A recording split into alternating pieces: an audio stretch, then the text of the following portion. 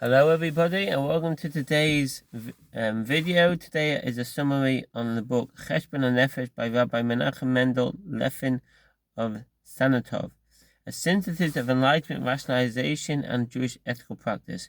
Executive summary.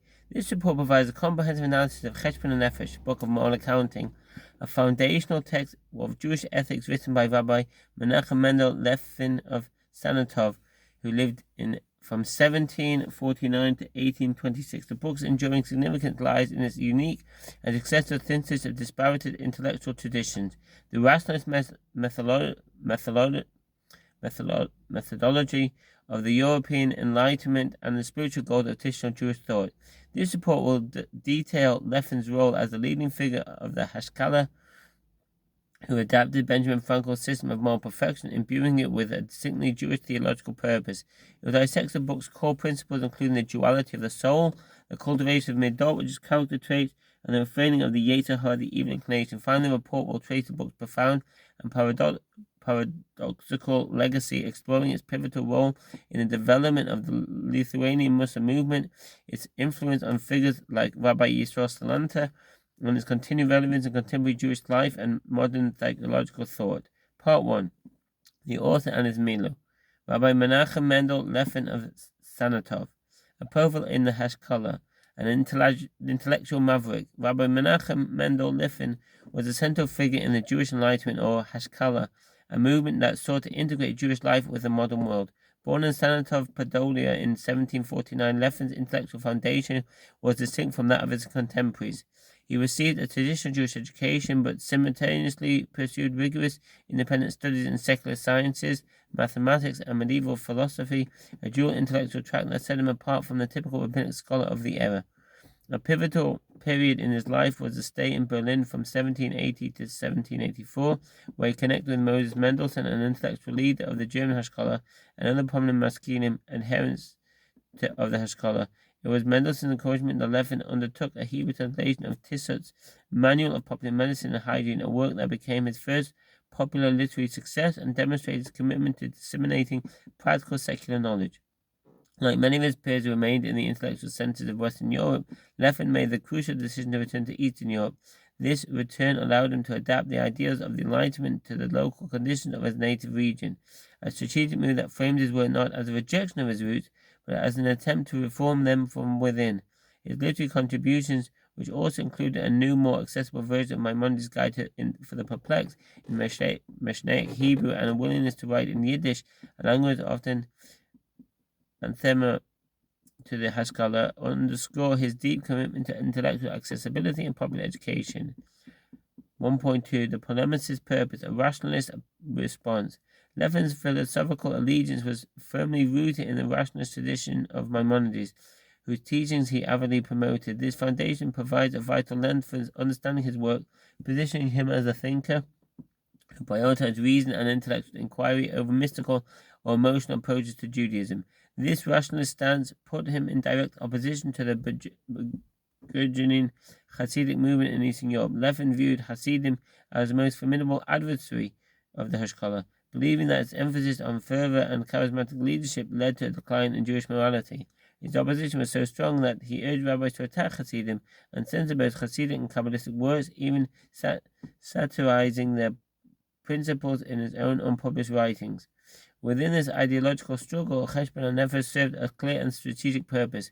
It was not merely an academic treatise on ethics, but a polemical text designed as a direct intervention into the spiritual landscape of 19th century Eastern Europe. By offering a practical, rational, and yet deeply traditional alternative for personal spiritual growth, the book directly challenged the rising influence of Hasidim.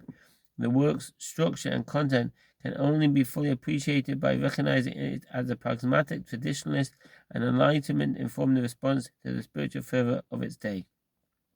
Part 2. The intellectual pedigree of Cheshbon Hanefesh, the unsighted influence of Benjamin Franklin. The intellectual foundation of Cheshbon Hanefesh is a remarkable fusion of traditions. The book was explicitly modeled on Benjamin Franklin's system for moral perfection, a methodology outlined in Franklin's autobiography. Leffin adopted the core practice of focusing on 13 distinct character traits for a week at a time, using a grid chart for daily tracking, with a cycle repeating 4 times a year to cover all traits annually.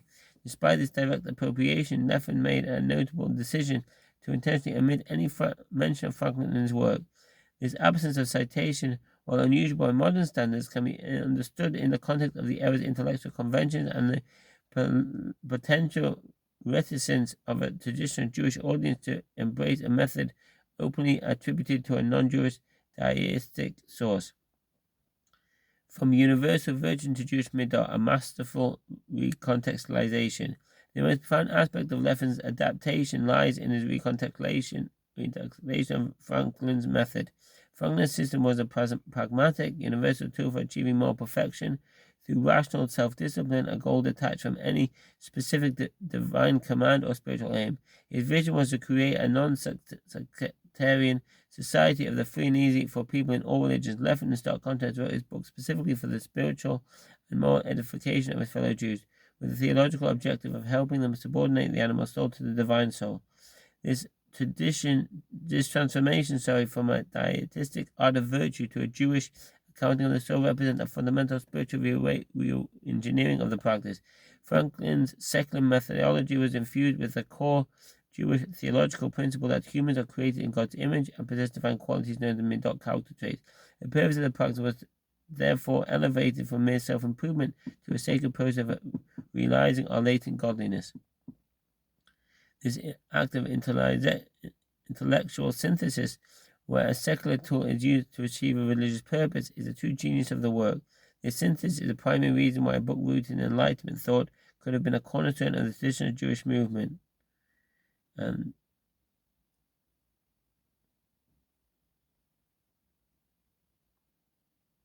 a little table here. I'm not going to go through that. It just goes through different character traits, comparing the virtues of Benjamin Franklin to the Cheshbon Hanefesh traits,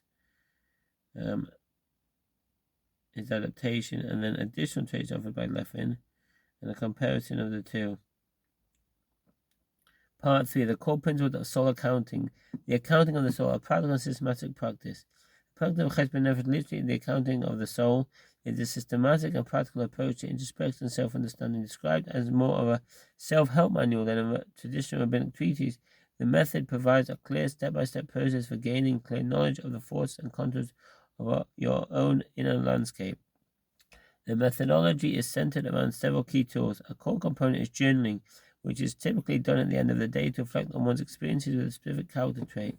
The purpose of this nightly review is to create a factual and accurate picture of one's inner life without judgment or self-praise. Another cognitive tool is the use of focus phrases, short, memorable phrases drawn from text or composed by the individual to help one stay alert to opportunities to practice a midah in daily life. While Franklin's method was a largely private endeavor, Leffen introduced a critical communal dimension. He recommended that fathers monitor their son's character, that husband and wives work on their traits together, and that friends form character study partnerships to serve as sounding boards to provide mutual support. This shift transforms the practice from a secret private pursuit into a support communal undertaking, reinforcing the interconnected nature of Jewish ethical life. The duality of the soul and the power of choice. Leffen's framework is built upon a profound philosophical distinction between two parts of the animal soul. The animal soul, Nefesh HaBahamis, is described as lacking free will, driven instead by inborn programming, external simulation, desire. In contrast, the reasoning soul has the power of choice, but requires rigorous, lifelong ethical training to cultivate right habits and thinking. This dualism provides the foundational theological motivation for the entire practice of Cheshbon Hanefesh. With this framework, Leffen and the later Muslim movement introduced a sophisticated reimagining of the Yetzer Hara, the evil inclination.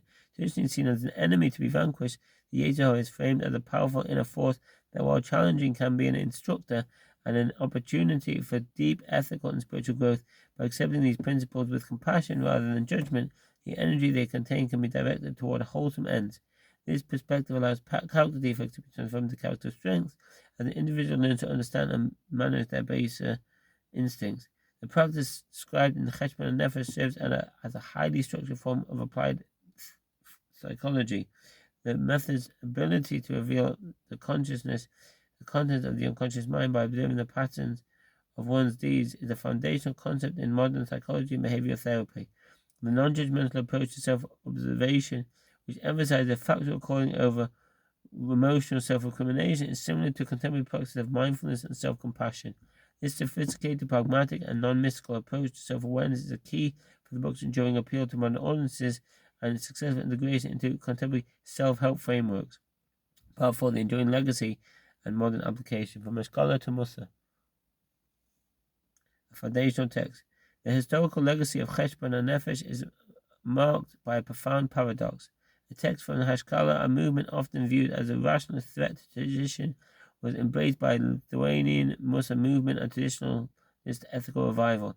The pivotal moment in its adoption was the encouragement of an 1845 edition by Rabbi Yisrael Salanta, the founder of the Musa movement. The significance of this endorsement cannot be overstated.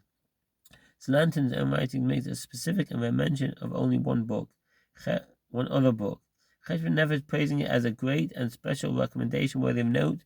This endorsement established the book's foundational status and highlighted Salanta's willingness to adopt a rationalist tool to achieve traditional ethical goals. Both thinkers shared the core belief that ethical introspection and development of character traits were paramount to living a meaningful Jewish life. The Muslim like Cheshbon Hanefesh is a system of virtue-based ethics that complements the rule-based nature of traditional Jewish law. Contemporary relevance beyond the high holy days. Today, the principle of Cheshbon Hanefesh continues to be a source of inspiration and guidance, often perceived as a practical step-by-step guide for self-understanding. Modern proponents such as Anna Marinis have successfully revitalized the practice for a wider audience, including those who may not follow traditional rituals but are seeking a spiritual path to self-improvement.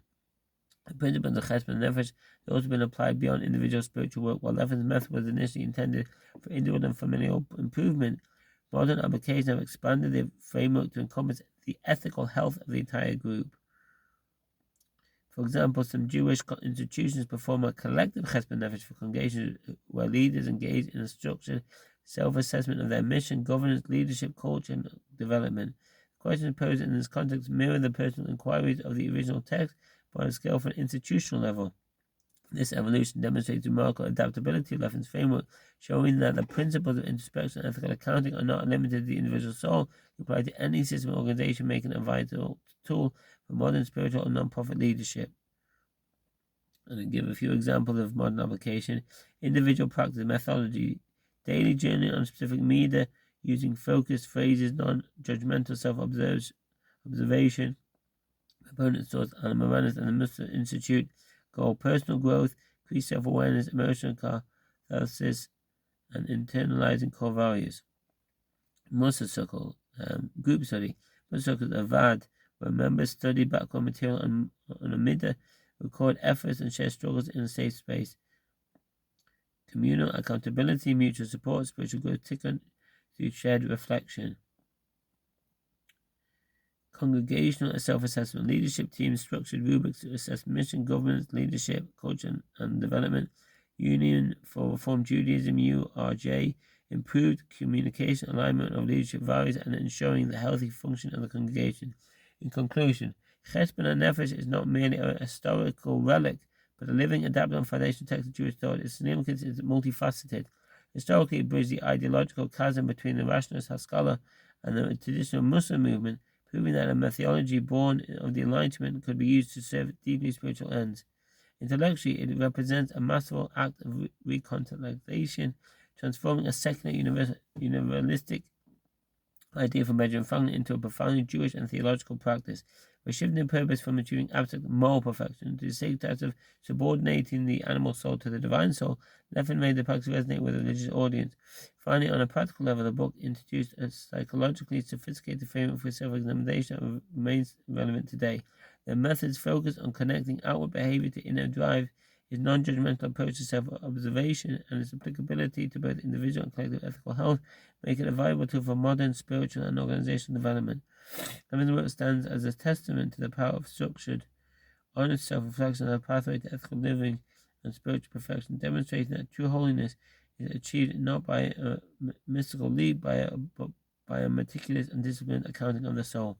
Thank you for listening, and I hope that was meaningful and interesting. All the best. Bye.